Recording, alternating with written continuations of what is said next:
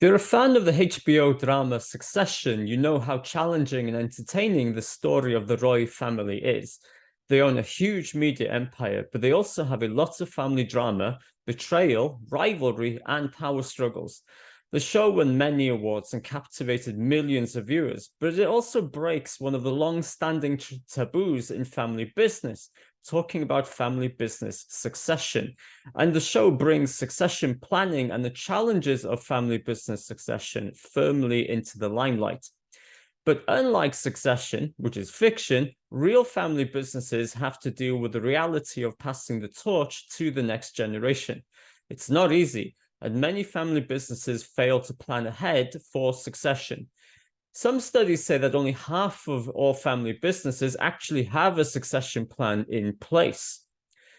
Succession planning is a perennial problem for family businesses. But why is succession planning so hard for family businesses? There are many reasons. Choosing not to talk about succession often occurs because of the taboos surrounding the subject. And not talking about it then becomes a defensive mechanism to simply not awaken deep-rooted fears. Some of the reasons are emotional, like fear of death, loss of control, or family conflict. Some of them are cultural, like taboos or stereotypes that prevent open communication. And some of them are just practical, for instance, tax, legal, or financial issues. But whatever the reason, avoiding succession planning is not a good idea. It can hurt the business, it can hurt the family, and it can hurt the legacy of the founders.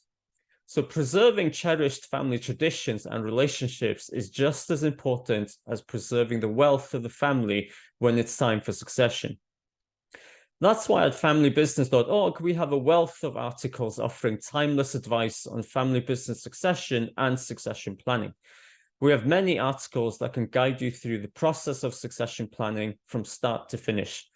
For example, Tom Rusin and colleagues share 10 golden rules to succession planning, and these include talk about succession early and often. Don't wait until it's too late or a crisis happens. Start the conversation with your family and your business partners as soon as possible and keep it going. Separate ownership from leadership. Don't assume that the owner of the business has to be the leader of the business.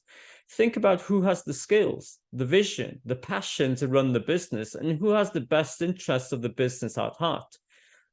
Then start to think about the role of the family. So you separate the business and the family, but then ask yourself, what about the family? Is it necessarily the firstborn heir that makes sense to take on the business?